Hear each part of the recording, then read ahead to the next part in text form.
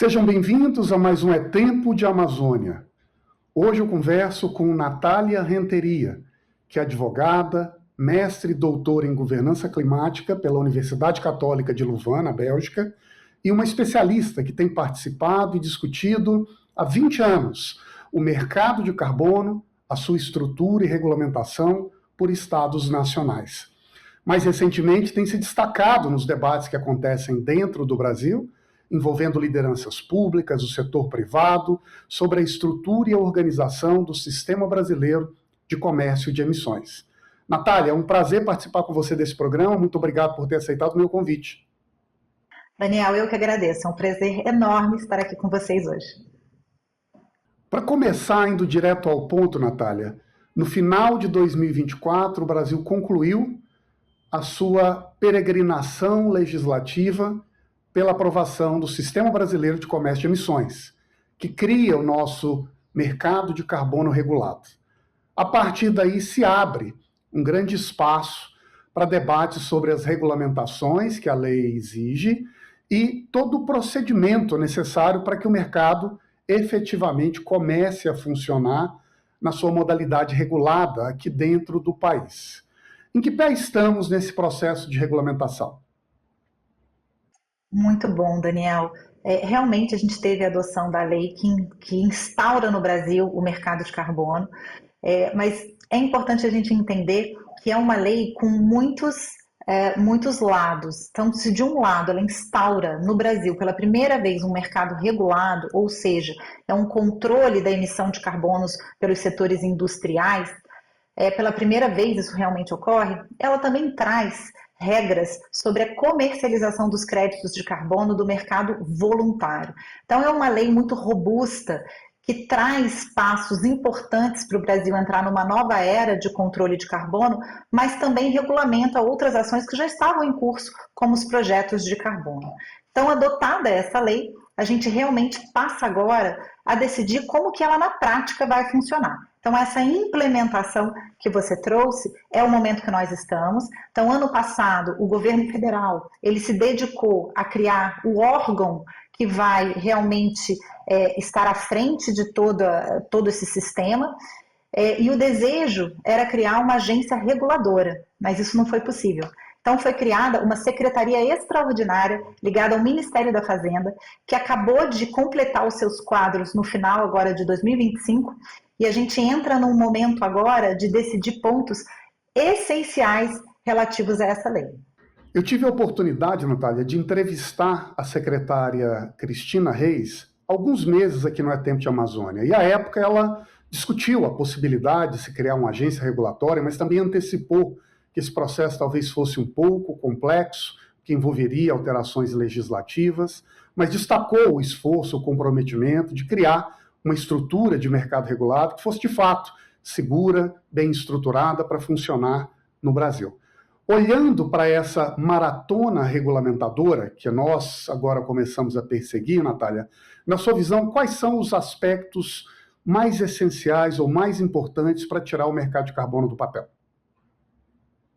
Ótimo, Daniel. Então, superada essa parte da governança e da formação desse sistema, que eu acredito que a gente está nessa fase final da estruturação da governança, a gente começa a discutir pontos técnicos que vão destravar realmente os próximos passos. Então, entre os pontos técnicos que a gente tem que acompanhar e ficar de olho, que são muito importantes, a gente tem a questão da definição de como que vai ser medido nos setores industriais as emissões das indústrias, ou seja, transformando isso num mais fácil entendimento. A lei ela traz 25 mil toneladas de limite por ano que os setores industriais ou aqueles setores que vão ser elegíveis para entrar dentro do sistema vão poder emitir de carbono. 25 mil toneladas.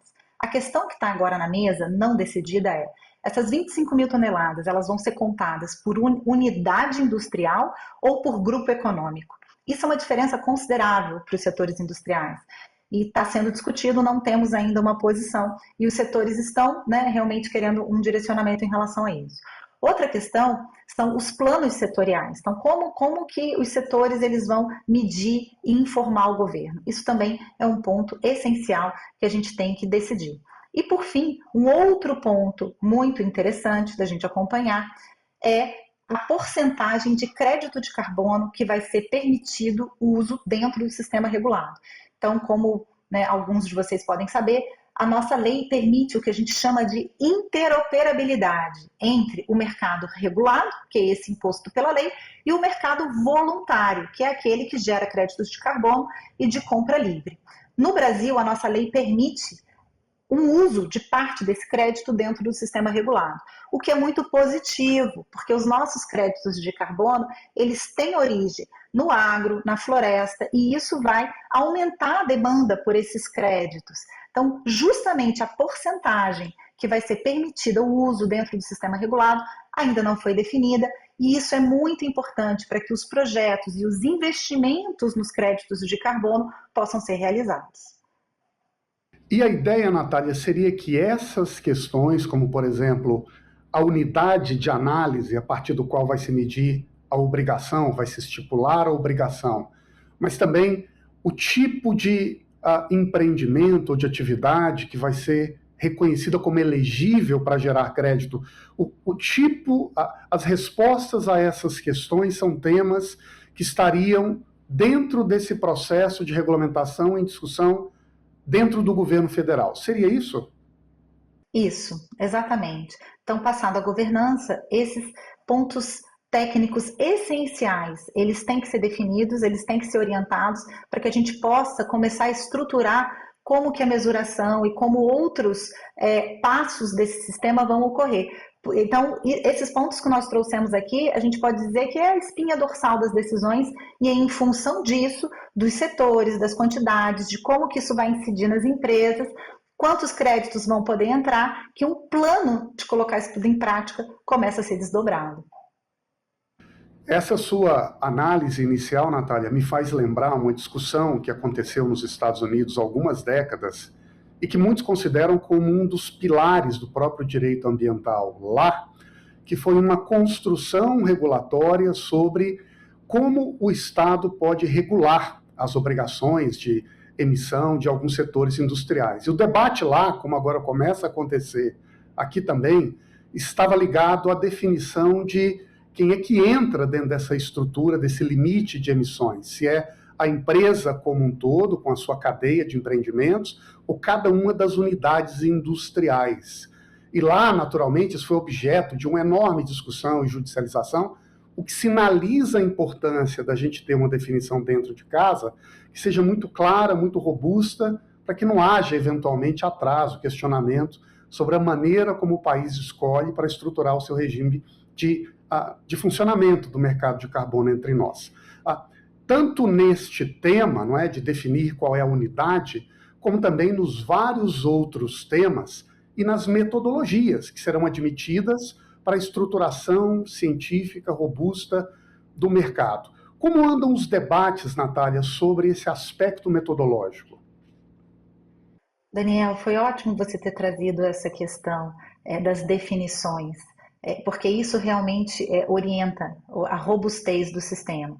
Então, em relação às metodologias, esse é um ponto nodal. Desde o início foi indicado a necessidade do entendimento de quais metodologias poderiam entrar.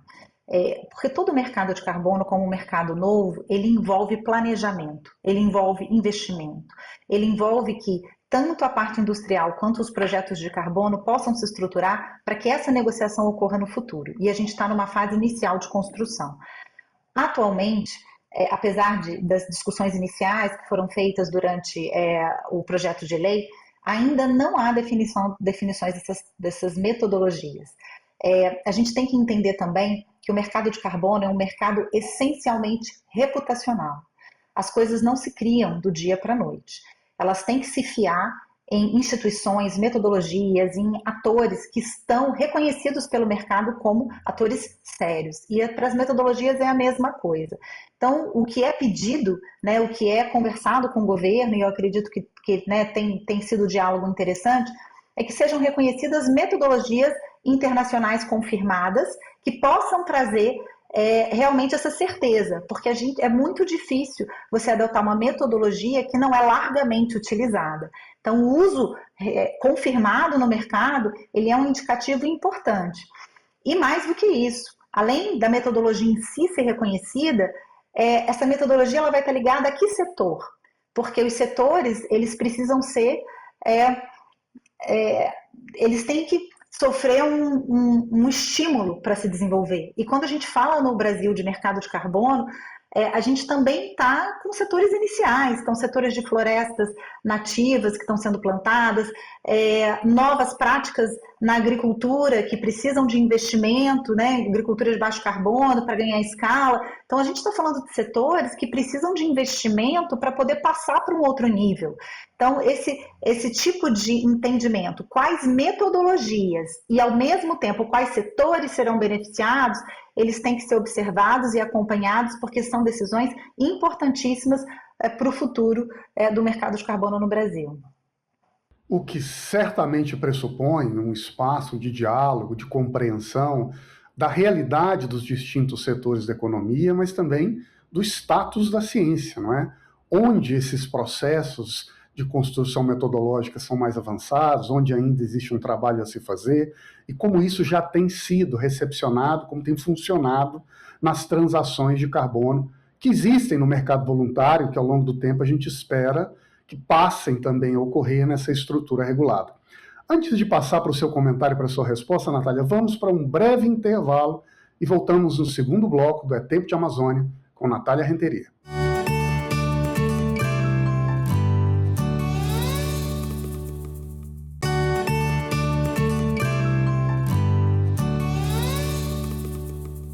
Voltamos para o segundo bloco do É Tempo de Amazônia, hoje conversando sobre a regulamentação do mercado de carbono com Natália Renteria, advogada, ambientalista, uma grande expert nesse tema, tanto no seu aspecto prático como nas instituições comparadas, nas experiências que acontecem em outros países. Falamos no primeiro bloco, Natália, sobre a realidade brasileira da regulamentação do mercado, as próximas etapas, o que vem pela frente. Agora, abrindo um pouco a nossa conversa, o nosso diálogo, eu queria saber a sua visão sobre o papel deste mercado que está sendo construído, mercado de carbono regulado no Brasil, para a nossa interação com a economia no mundo. Isso vai ser uma oportunidade para o Brasil ou isso vai ser um custo para as empresas? Como você avalia essa questão? Ótimo ponto, Daniel. O mercado, a lei como ela veio para o Brasil, ela traz aspectos que tocam a nossa economia em pontos diversos, e que a gente precisa ter uma visão sobre isso. Em relação às indústrias, o mercado, apesar dele trazer um limite de emissões, o que exige investimentos e exige um planejamento de modificação de plano de negócio para os setores que vão se submeter a esse mercado regulado, né, porque ele é uma redução de emissão imposta pelo Estado, ele representa uma oportunidade. O mundo hoje, ele, apesar do momento geopolítico que nós vivemos, existe uma tendência de realmente você exigir um controle da emissão de carbono das indústrias e das cadeias de fornecimento. E isso atinge o Brasil, não só no mercado regulado em relação aos seus setores industriais, porque fazem exportação e vão precisar se inserir com outros setores e outros mercados que adotam regulações de carbono, né, no destino. Então, o Brasil, quando ele estabelece o seu mercado regulado nacional, ele protege as suas exportações e protege a sua indústria nacional dessa nova organização, dessa economia do carbono, que eu chamo, que está tomando os mercados internacionais. Isso em relação às indústrias. Mas a gente tem no Brasil um setor agro pujante, né? A gente não precisa destacar isso. E como que isso se insere também no mercado de carbono pode trazer oportunidade para esse setor. Então, com todas as novas regulações anti-desmatamento e todas as novas regulações que exigem que o peso de carbono durante a produção seja demonstrado, a gente tem um controle de como essa produção ocorreu em relação ao carbono vai trazer segurança também aos produtores. Então aqui a gente fala dos setores industriais, a proteção da nossa indústria nacional, ao mesmo tempo que a gente aborda um novo momento da produção do agro e da porteira para dentro. Então, como que isso vai ser visto, como isso vai ser medido e como que isso vai se transformar numa oportunidade? Eu entendo o que você comenta, Natália, como um processo que talvez envolva duas dinâmicas. A primeira dinâmica é de um investimento. E, portanto, como todo investimento, ele importa você colocar alguns recursos, você fazer algum aporte em uma estrutura existente hoje. Mas também, como qualquer investimento, e esse é o segundo elemento, ele é feito com o objetivo de se obter um retorno, que virá com a qualificação produtiva. Então, o mercado de carbono seria uma espécie de alavanca para o soerguimento produtivo nacional, que na área da indústria envolveria melhor capacidade de produzir, melhorando eventualmente investimentos em técnicas, em tecnologias para economizar emissão, mas indiretamente, como isso também afeta a cadeia de suprimentos, também envolveria uma qualificação da gestão econômica, da gestão feita nas fazendas ou nas atividades de produção mineral, para, ao fazer isso, conseguir mensurar e revelar os atributos ambientais de cada bem que circula nessa economia. A minha interpretação do que você está dizendo, Natália, é que o mercado de carbono seria, portanto, uma espécie de escada de qualificação produtiva do Brasil na economia internacional. Seria isso? Perfeito, perfeito, Daniel, exatamente. A gente tem que olhar o carbono como um canal de financiamento para um novo momento. O novo momento ele está posto. Como que a gente vai chegar lá? É um momento de investimento, é um momento que custa dinheiro para fazer essa transição econômica de um lugar ao outro. Então, realmente, você vê o carbono como uma escada, como um caminho, é a melhor maneira. A questão hoje, e a gente precisa trabalhar nisso, é entender como caminhar nessa escada. Tem degrau que a gente vai pular, tem degrau que a gente vai engatinhar. Então, como que a gente vai usar essa escada? Para mim, a grande questão agora é essa. E tem muitas ideias ou muitos conceitos que ainda não estão claros, como que a gente vai utilizar isso no campo, como que isso vai ser realmente virtuoso para trazer investimento. Então a gente teve uma primeira fase do mercado de carbono que tinha muitas lacunas, que tinha falta de metodologia científica de mesuração, e isso criou questões, falta de entendimento. Então a gente está hoje num carbono 2.0, num carbono que atrai já um conhecimento mais qualificado. Como que o Brasil vai fazer o uso disso positivamente? Então, já tem centros econômicos, centros científicos que estão se dedicando a entender e pegar essa oportunidade, levá-la ao campo num custo acessível, e eu entendo que agora o nosso grande desafio como sociedade é afastar a falta de entendimento, então afastar aquelas ideias que não correspondem à realidade, e entender como usar o carbono como atração de investimento e modificação de uma realidade. Agora, olhando ainda para essa dimensão global, e eu sei que você acompanha isso muito de perto, Natália, participa das COPs e outros fóruns internacionais, teve uma vida profissional, acadêmica fora do Brasil e tem sempre um olhar muito atento ao que está acontecendo lá fora. Olhando para fora, a gente também observa algumas mudanças tem acontecido sob essa onda da geopolítica que agora faz com que os países comecem a mediar a sua interação global a partir dos seus interesses, o que, por sua vez, também estimula várias regiões do mundo a quererem adaptar os seus padrões climáticos para a sua realidade e exigir que os outros obedeçam aqueles critérios ou aquelas regras de cá. O que se discute nesse ambiente é se o que vem após aquele mundo em que não existiam tensões entre os países e o mundo atual, que é marcado por essas tensões, será um mercado global de carbono estruturado em regimes únicos, em padrões iguais, ou, quem sabe, um conjunto de mercados regionais que precisam ser negociados, fixando-se parâmetros comuns para abrir essa rota de troca. Qual é a sua percepção? Para que lado o mundo caminha? Daniel, essa é uma questão Real, é uma questão que a gente tem visto acontecer, né, nos nossos olhos todo dia.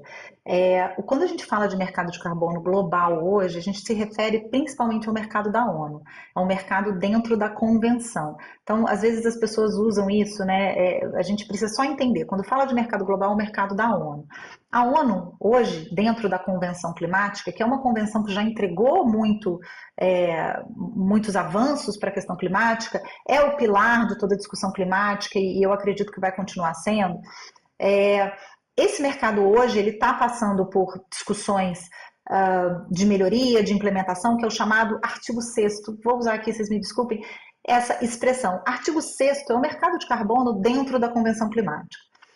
Apesar dele estar se submetendo a uma discussão técnica importante de avanços, eu acredito que ainda vai demorar um pouco para ele ser implementado e acredito ainda que, devido ao momento que você mesmo citou de reorganização dos mercados globais, hoje um mercado dentro do multilateralismo ele está sendo colocado em dúvida, como que isso vai realmente avançar. Dentro desse momento que cada dia a gente está tendo elementos novos, nós estamos vivendo um mundo de transformação. Então, qualquer previsão, ela tem que ser feita com muito cuidado. Agora, eu vejo dentro aí do entendimento que a gente está vendo e das peças que estão se movendo, muito mais uma tendência dessa regionalização ou dessas trocas bilaterais, principalmente entre os mercados que são mais afins e entre as potências que estão se realinhando. Então, o mercado global ele não está descartado, mas eu acredito que numa velocidade maior vai sim andar os acordos bilaterais e esses acordos regionalizados. E olhando para dentro do Brasil, a gente sabe que ao longo da última década, e talvez um pouco mais, experimentos com regimes de carbono têm acontecido, numa escala significativa, envolvendo empreendimentos, o chamado mercado voluntário, e cada vez mais envolvendo a iniciativa dos estados nacionais. Como você tem visto essa fronteira, participação dos estados, muitas vezes criando regimes, e como isso pode, de algum modo, contribuir para o avanço da sustentabilidade através do regime de trocas de carbono? Daniel, para mim, esse é o grande ponto. O Brasil tinha que entender a oportunidade que está sendo colocada no nível estadual e abraçar e apoiar o desenvolvimento do mercado de carbono a nível dos estados. É o chamado mercado jurisdicional. É um mercado que, enfim, talvez ele não tenha tido a atenção que ele merecia até hoje, mas ele é um mercado que gera um crédito de carbono que vai justamente apoiar aquele que está na ponta, seja comunidades locais, seja o produtor rural, e também traz divisas aos estados, ele traz recursos aos estados para implementar suas políticas ambientais, suas políticas de carbono. Então, ele acaba, sabe, aquela ação que a gente quer que chegue na ponta e que a gente fica falando, puxa, mas como é que a ação chega na ponta? Então, o mercado jurisdicional, ele é isso. Ele atrai o financiamento para que os estados consigam implementar a ação na ponta. E isso para o Brasil, né, que é um país de tamanho continental, com especificidades muito próprias a biomas diferentes, é a grande oportunidade de você entregar soluções de acordo com a necessidade local. Então, o mercado jurisdicional ele foi uma evolução de um primeiro momento do mercado de carbono que trazia soluções de conservação florestal muito a nível de projeto, então áreas mais restritas, e esse modelo ele apresentou alguns limites que foram colocados, né, à prova e se desenvolveram para chegar a um nível estadual, então a nível de território. Então são programas de carbono que todo o estado desenvolve e que aquele crédito gerado ele é uma política pública e ele vai ser negociado pelo estado. É o estado que vai ter acesso àquele recurso e ele vai trazer aquele recurso para a sua população.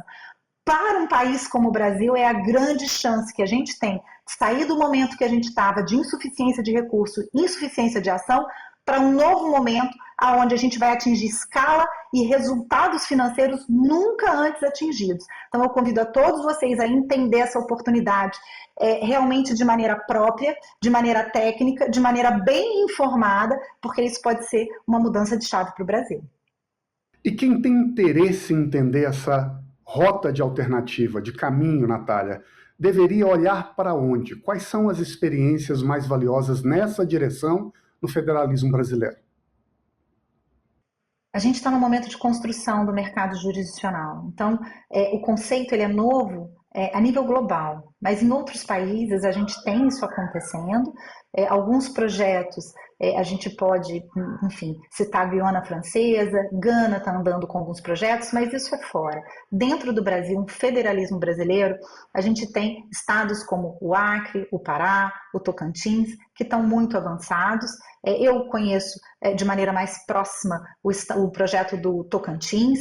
É um programa que começou de maneira muito técnica, apresentando resultados muito bem medidos, e a gente pode citar, ano passado, já uma diminuição do desmatamento importante para aquele estado, dentro de implementação de políticas públicas. Então, é um programa que, bem implementado, bem medido, ele traz essa visibilidade de dados públicos a favor do Estado, a favor daquela população, e em breve aquele Estado também vai estar recebendo o retorno financeiro. Então eu acredito que tem alguns estados caminhando, outros estão lançando agora os seus programas, como o Piauí, que também fez um chamamento público, está tomando direções, e outros estados que vêm aí seguindo essa mesma ação. Mas é um momento justamente da gente escalar esses programas que antes não existia no Brasil, mas em poucos anos está implementando, e sem dúvida nenhuma é uma grande oportunidade. E voltando para o ponto de partida da nossa conversa, Natália, já caminhando para o final, nós começamos falando sobre esse itinerário de regulamentação da lei, que começa a avançar com mais velocidade esse ano, que será seguido pelo estabelecimento de um conjunto de projetos, piloto, até que o mercado de fato venha a se instaurar de forma definitiva, prática, no Brasil. A gente precisará esperar até lá, os próximos 4, 5 anos, para que os primeiros projetos de carbono, como esses mencionados por você no chamado mercado jurisdicional, avancem no país, ou os efeitos de uma lei que já mostra o caminho do futuro começam a ser sentidos desde já?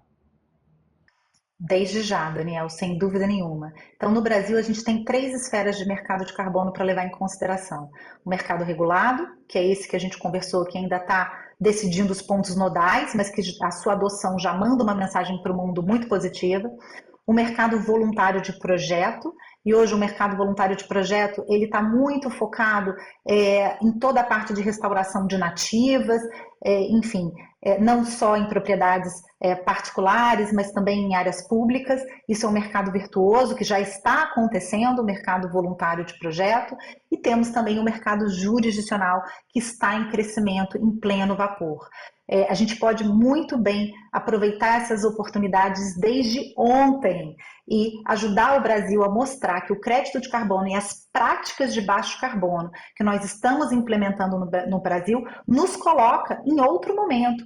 Nenhum país hoje se compara ao Brasil em termos de políticas climáticas, em termos de políticas de carbono. A gente pode olhar para o lado, para cima e para baixo, e a gente não vai achar um país que tenha adotado uma lei federal com essas 3 esferas de tratamento do carbono: regulado, voluntário e jurisdicional. Nós temos isso. Agora depende de nós o que nós vamos fazer com essa lei.